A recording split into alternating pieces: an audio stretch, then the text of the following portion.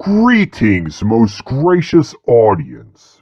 I am Sir Persevere, Knight of the Hand-Drawn Realm. And I am Speckles, Salamander of the Hand-Drawn Realm and Sir Persevere's talking animal sidekick. Today, we present to you our reaction to one of Disney's upcoming projects. But before we get to it, we shall give our overall thoughts on Disney up to this point. Ever since before this channel was created, I was disappointed in the death of high-quality hand animation at the company formerly known as Disney. In the span of roughly a decade, Disney has turned into Pixar Jr. and gobbled up every cool studio it could before subsequently crapping on said studios with its woke agenda. It is because of these actions that I champion the use of the hashtag #LetTheMouse_Die. But Sir Persevere, some might say, you can't just go around inciting violence against the people working at Marvel Star Picks. And as any sane, rational person knows, I do not condone violence unless it be in self-defense. No, I mean we should boycott that soulless corporation to death. Force Diztar to go under in bankruptcy. Besides, as any Star Wars fan knows, those were practically the words that Disney said about the past concerning franchises we love. Let the past die, said Kylo Ren regarding The Last Jedi. Kill it if you have to. Well, I say that Disney is an old corporate cow that has lost its mortality and far outlived its time to the point of irrelevance, but is still trying to stay relevant by buying up properties that were way cooler than Disney and killing them with wokeness. It is time to remind these Goliath corporations that even they can bleed. Even they can die. To quote the future ruler of Earth, "Without respect, we reject." For all intents and purposes, the Disney company we knew is dead. It died shortly after the 90s Renaissance. And for that, I offer a eulogy, to bid farewell to the Disney we knew. Oh Disney, you were such a small company once, and humble you were in your early days. You never were the kind of company that created operatic levels of entertainment, but you had heart. You filled a niche that George Lucas, Stan Lee, and even Tolkien could never fill. Sure, you were not as impressive as Star Wars, Marvel, or Middle-earth, but you still made magic within your niche. You created beautiful hand-drawn animation aimed at inspiring people of all ages to be better people, to be the heroic princes that slew the dragons and saved the fair damsels. But alas, Walt Disney is now dead, and it is obvious that your heart died with him. Farewell, Disney. Perhaps we can avenge your death by bringing down the corporate titan that is simply an imposter. A titan that has forgotten your humble beginnings. A titan that is now more concerned about money, Gravity Falls crap, China, and CGI puppetry than the kind of animation Walt Disney championed. That eulogy is all well and good, but I thought we were going to discuss some new news regarding Marvel Star Picks. Indeed, my little friend. It turns out just days ago, a new trailer was released for the upcoming Chip and Dale Rescue Rangers. In watching this trailer, it seems to me that Overlord DVD and Clownfish TV are correct about one thing in particular. Disney is watching us. By us, I hope you're not including this channel. That would be pretentious. We're still under 100 subs on YouTube.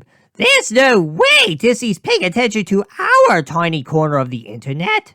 Naturally, I'm not including the animation commentator, though I had hoped to be a bit bigger by now. That's alright though. The subscribers we do have are the kinds of people I'm honored to call my friends. From Sir Talks-A-Lot, to Time Travel Pony, to the Snowy Rabbit of Inlay, and many others. It is better to have 91 friends than 100,000 enemies after all. But to continue. Disney is paying attention to channels like Overlord DVD, Geese and Gamers, and Clownfish TV, And that is made very apparent in this trailer that we're about to review. So, without further ado, let's get started on reviewing this trailer for Chip and Dale Rescue Rangers. The trailer starts off with a brief rehash of what the original Chip and Dale show was about. Once again, as it is with every major corporation these days, Marvel Star Picks is trying to shove those good old member berries down your throat. Nostalgia-ized yet? Good. It's clear in this trailer that this upcoming Chip and Dale project is not a direct continuation of the show. Rather, it simply takes the characters of the show and puts them in a Mary Poppins situation. You can see them dancing with the three little pigs. Even Roger Rabbit makes a brief cameo. And all this time, this is new footage from the year 2022 that is at least making an effort to make these characters look like they were classically animated. Something that I have hungered for a long time. Perhaps Diz-Tard is finally taking an introspective look at itself and realizing that it's gone way overboard with the Pixar copycat nonsense. Maybe in a small way, Diz-Tard is taking a step back toward the traditional animation that made it great in the first place. Not so fast, Sir Persevere.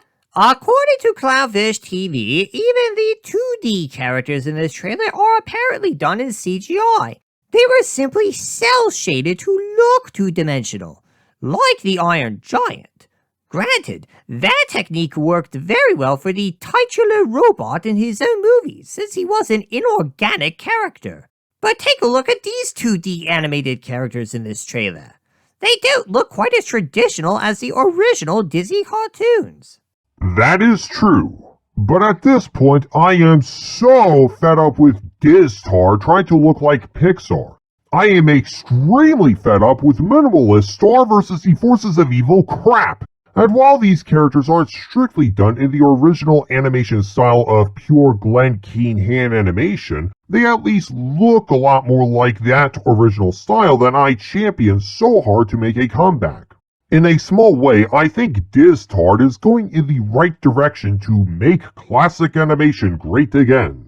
But to continue. As we established, the trailer starts off with Chip and Dale celebrating the high life with their friends during the height of classic animation. Then we jump to modern times. And then we see Dale no longer as a 2D character. Now he's a realistic CGI character who looks like he popped straight out of the live-action Alvin and the Chipmunks. Sir Persevere? Yes, Speckles? If some major corporation ever bought the rights to my likeness, I want you to promise that you will kill me before they turn me into a Pixar character. I like being hand-drawn. Don't let me turn into a Pixar CGI character, please! If a movie is ever made of us, I want the animators of the original Swamp Princess 1994 to work on us. I don't think we need to worry about that. Unless some fan of the channel someday wants to do a fan depiction of you as a Pixar character, you're perfectly safe. And we're still a long way before we are even in the position to hire Don Bluth's disciples for a project like that. Anyway, Dale has sold his soul to the devil and has turned into a hyper-realistic CGI character. Chip, who has remained a 2D character, points out to Dale his new look.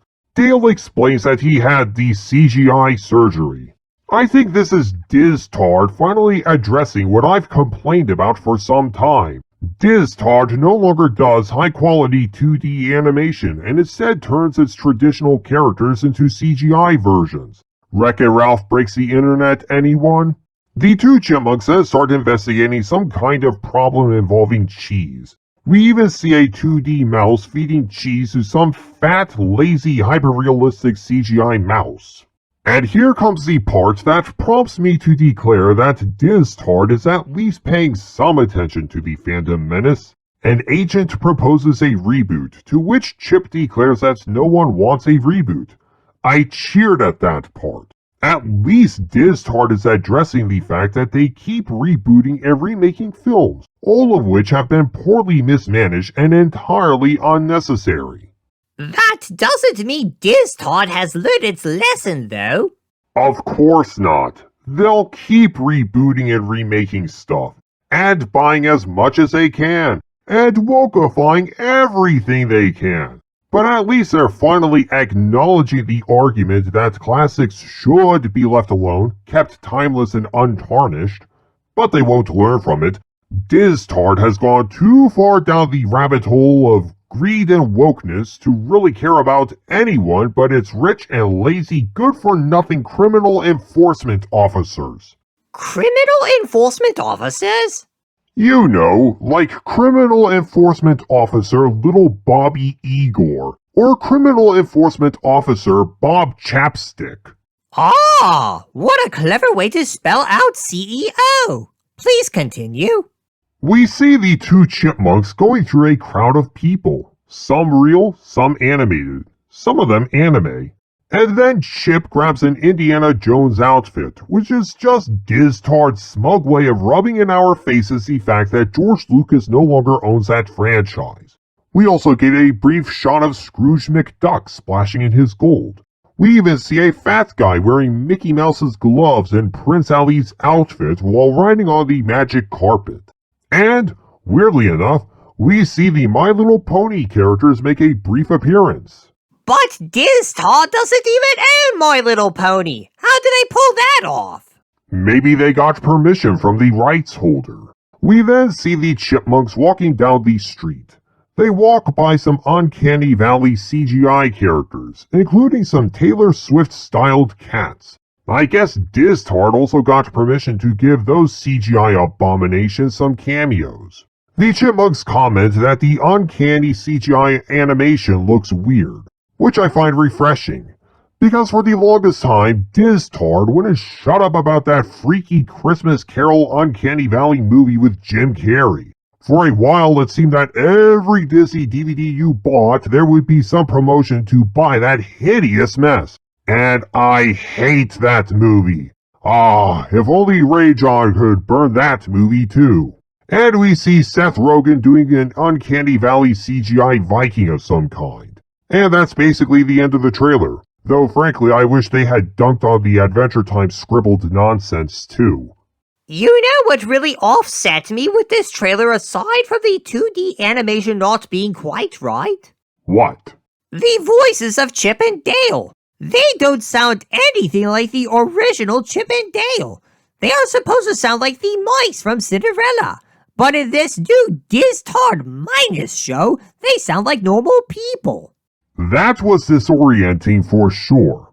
I will say that in spite of the voices and the imperfect 2D animation, I'm somewhat optimistic. I'm going into this knowing that this is not a continuation of the original Chip and Dale show, but rather the characters simply taken out of the show and doing things in a Roger Rabbit kind of setting while talking about their original show. I like Diztard at least acknowledging their greedy remakes and acquisitions. But above all, I'm glad to see some better 2D animation coming out of Diztard, even if it isn't quite the traditional animation that I really want to see. But do you really want my forgiveness, Diztard? Sell Star Wars back to the Lucas family at a major discount. Relinquish your grip on Marvel. Let Pixar and Fox go. Go back to classic animation movies, but make them the kinds of movies that people of all ages would want to watch, not just kids' films. But we both know you're not going to do that. You are beyond all redemption, and frankly, I hope you go bankrupt before I leave this mortal plane of existence. I hope someone buys you up and treats you the same way you treated Star Wars. At this point, I am all out for revenge on you, Money Mouse. Hashtag let the mouse die. That said, if somehow I get my hands on a DVD copy of this new Chip and Dale film, I'll watch it and give it an honest review. But I'm not throwing money at Diztard Minus, forget that. But I think we'll end the video here. If you enjoyed this short take on the new Chip and Dale project, be sure to give it a thumbs up, share the video, and subscribe to this channel. Also, I'd like to give a shout out to OMB Reviews. Odin remains one of my inspirations for my own channel. I know, surprise, given my presentation format, but frankly, it's the entire Fandom Menace that has given me the inspiration, whether the channels in question are big or small. Now, my friends, go forth, be gracious to everyone, and may God bless you. Bye, everyone!